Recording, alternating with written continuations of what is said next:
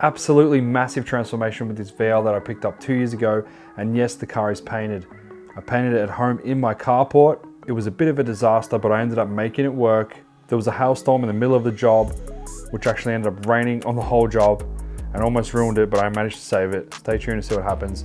For those of you who are tuning in for the first time on this build, so I got this car 2 years ago. It was abandoned in a paddock for 9 years.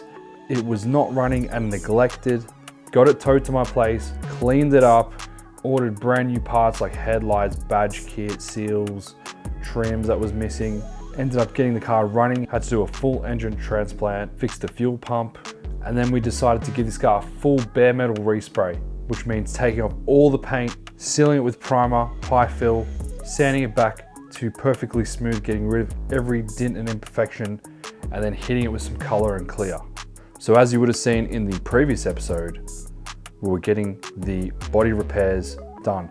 They were now completed.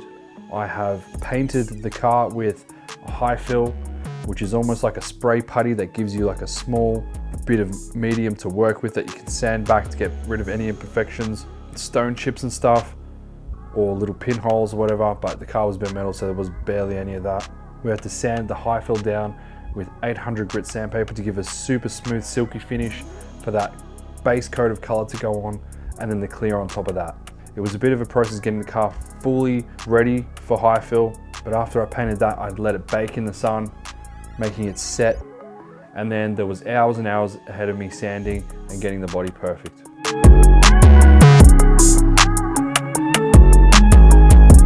So when painting a car at home, one of the major issues that you experience is too much overspray, because I don't have an underdraft floor to suck the overspray down, because you don't want overspray landing onto the car because that's what makes it look crap. So I was running one little fan, which was pretty much doing nothing.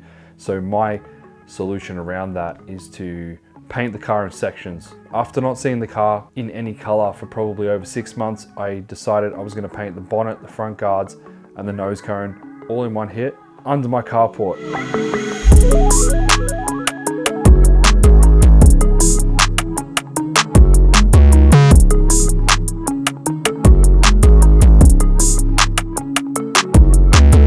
So we painted the car in the original Venetian red. I did lay up a couple of pieces of plastic.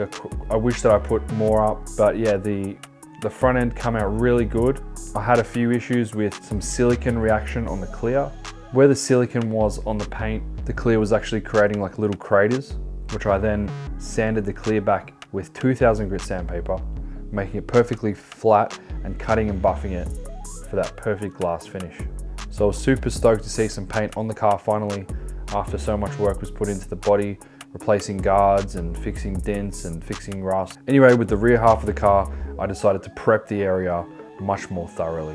I completely removed everything from the area, high pressure washed, cleaned, dusted, wet the floors. I put up some proper tarps that I bought from Bunnings, which were surprisingly cheap and fit my carport perfectly on the front, and then just stapled it to my pergola. On the day that I decided to paint, the weather was looking great. However, it did say that it was going to thunderstorm later on in the day, like 7 or 8 p.m. So the sun was out, the weather was beautiful, so I decided to send it. Started with the first coat of base coat, which is a nice light dust coat, which is almost see-through, which gives the second and third layer of base coat something to stick to. So the first coat doesn't have full coverage, but then after that, you build it up until you get to your last coat of base coat, which I think I put 3 or 4 coats on. And the last coat is the one where you want to flick the gun around so you can make the metallic paint sit up so it looks good in the sun. On my third coat of base coat, the sun was out, and then all of a sudden there was an instant hailstorm, and I'm talking about proper big, like mini golf balls. I was worried for my cars outside, and my carport where I was painting the car is pretty poorly made. It does sometimes leak a little bit when it's raining really hard, and this time it was leaking everywhere. So I had the boot lid sitting next to one of the corners where there was a little bit of a gap in the plastic, and the rain just started pouring in on top of that, and the rain was pouring in where I was mixing my paints on a little table, and then water was flicking up on the job. Thankfully, the majority of the car didn't get wet at all, and my initial reaction was to just kind of panic because I put so much work and effort into the build up to this point, and today was like game day to paint it, and then I thought it was all done and I'd have to sand the whole car back again. But what I decided to do was just stay calm, have an attitude of it's going to work out, I'm going to fix it, because when you stay calm, you come up with solutions, you come up with ideas. If you stress out and panic, your brain shuts off and you become dumber. That's one reason why you shouldn't stress. Anyway, got it done. I ended up letting it dry off a little bit, and I had to go around the car and tack rag the water off, and then the little bits where the paint had lifted, I did sand back with 800, and I just decided to keep sanding it, and it came good. The storm went away, I continued painting, and it was happy days moving forward. So I ended up putting about 4 to 5 layers of base coat, making sure I'm flicking the metallic at the end to make sure it stands up. And then I gave it a good 3 to 4 layers of clear, giving me a lot of medium to work with to cut back just in case there was any dust or silicon reaction, but there was minimal silicon reaction and dust in the paint. Really happy with the colors. And yeah, I just wanted to do this at home to show you guys that it can be done. If you're on a budget and you don't want to pay 20 grand to a professional shop to do it, but it is a lot of work if you want the job to be good and you need certain tools. So the compressor is important. I've got a 100-litre Chicago air presser with a triple motors on it. That was an investment I made 2 years ago, knowing that I want to continue to do this kind of work at home. You also need a spray gun, and you need to buy all the materials, and then you need to buy cleaning materials to clean the gun, and obviously have the area prepped properly, sandpapers, you know, paint stripping discs, paint stripper, filler, a welder. We have to cut out metal. We have to cut out rust metal, which you would have seen in the previous episode of us cutting out rust in the boot, rust in the rear window, rust in the front window.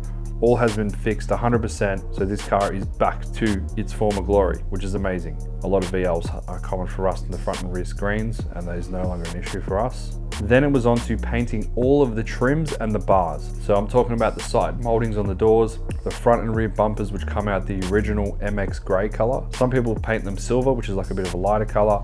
And then there's the darker gray, which I prefer. And I've gone with the original MX gray. So I went down to Autobahn and got a can of base coat made up and used the same clear that I used on the car. Apparently standard is satin, but yeah, these are looking pretty good, like you can hardly tell. It was days of work to prep all the trims, sand them all back and get them all set up, and then I painted them on a separate day in the same space that I painted the car. I have now started reassembling the car, putting things back on, and it's looking more complete. We've got the new headlights in, we've got the new tail lights in, we've got the window back in, we got the door molds back on. I have reassembled the whole rear end, like rear garnish, tail lights are in, rear bar is on, and also I got the car running proper this time. So I think it was SOHC bros, single overhead cam bros, commented saying change your fuel reg 100%, it's the fuel reg. So I grabbed the fuel reg off the old motor that I have and popped it on the new one, and I put some new fuel into the car, and she starts first pop, bang, beautiful, and runs pretty good. I haven't driven it on the road yet, but thank you so much for your comments, guys. I love it when you guys put in some input and help me with the build. That's amazing. So the next stage is to cut and buff this car. So I've already cut and buffed the rear right quarter panel, and it's come up like glass. I'm super happy with it. So that basically involves cutting it back with 1200 sandpaper with a block. So sanding it with 1200, then I'm sanding it again with 2000 sandpaper. This is very fine sandpaper. And then I'm hitting it with 3000 sandpaper. And then I'm hitting it with cutting compound on the cutting disc on the, what do you call it? The roundy wheel.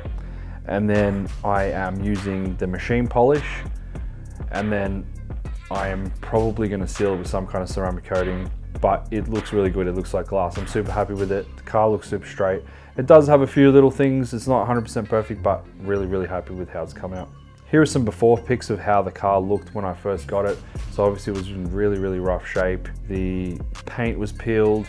It had rust. It had a hit in the front left-hand guard. The original color had just faded. You couldn't see that beautiful burgundy anymore, but now it just pops again like brand new. And also complementing it with the brand new painted front and rear bars has just really set it off. One thing I'm looking forward to is changing the tires and the wheels. I've just kind of left these on the car and there's overspray all over them. The tires are cracked, so they're going in the rubbish bin. I need to get some brand new tires. I cannot decide whether to paint the interceptors up silver.